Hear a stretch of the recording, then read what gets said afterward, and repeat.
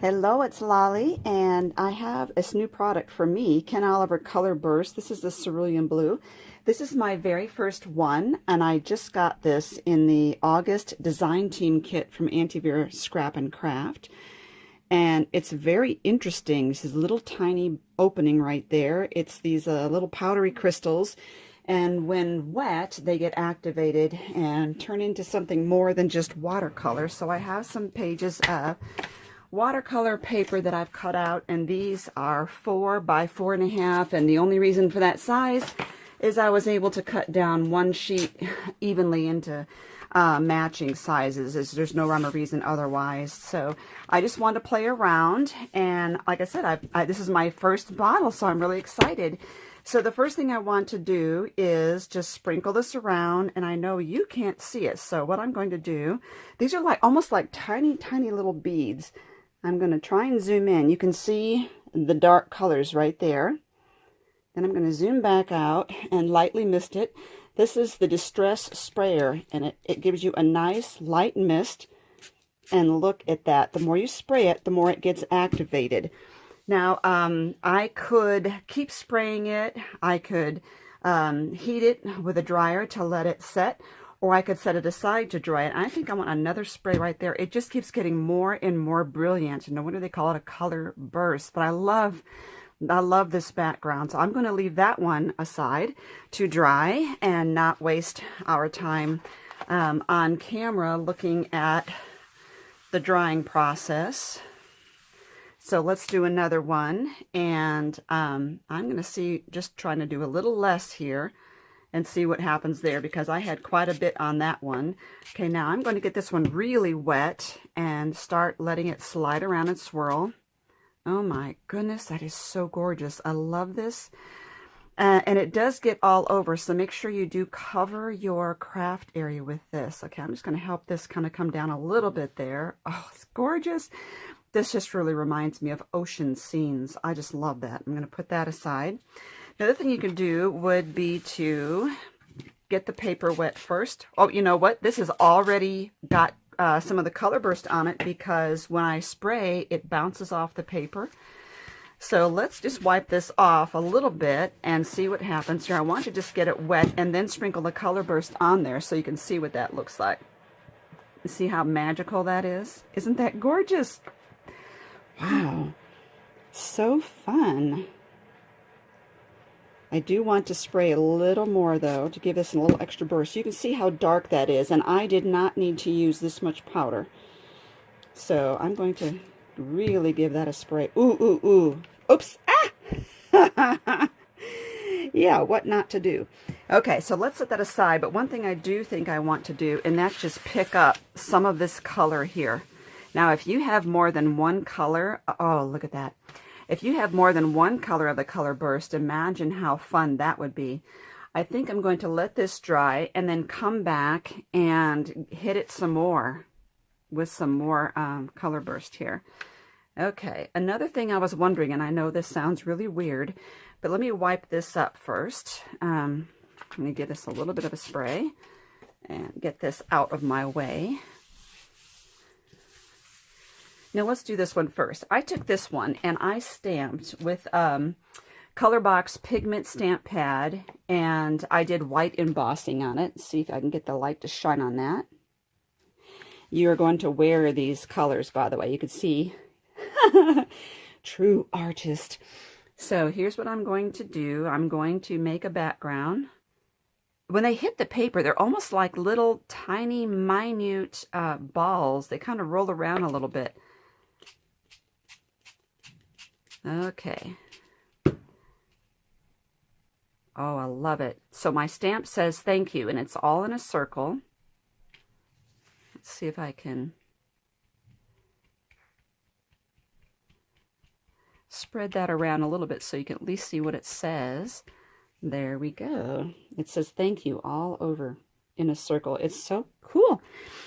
But one thing I was wondering, I know that if these got wet again, these cards that I've just done, if they get wet again, then it seems like it's going to just reactivate that ink. And I thought, what if I really wanted to seal that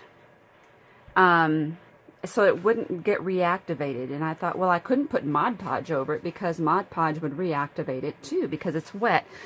So what if I spread Mod Podge on a card and thickly, and then sprinkled the color burst on it with this as my moisture? So bear with me. I have no idea what this is going to look like, but I thought it was worth playing. And then the question is, would the color be nice and sealed on it?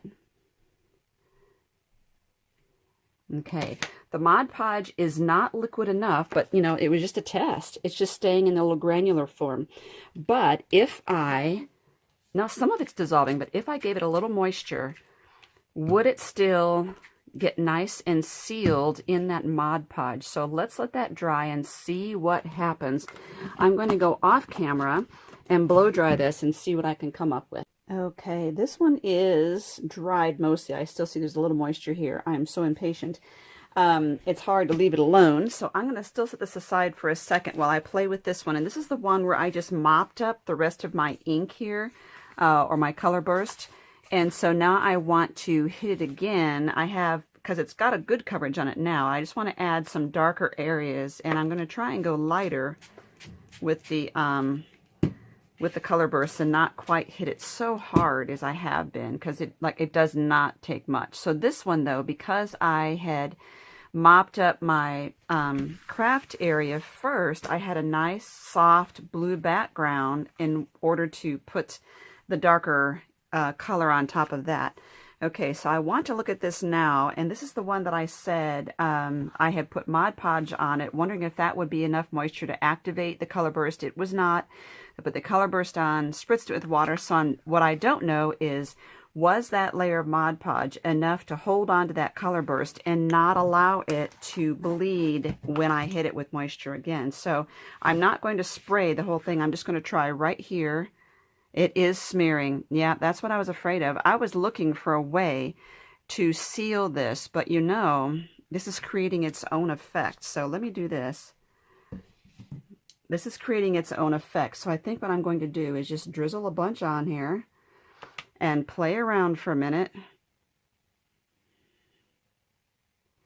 And when this dries, it will be sealed, I'm guessing. So that's that. I'm going to let that dry.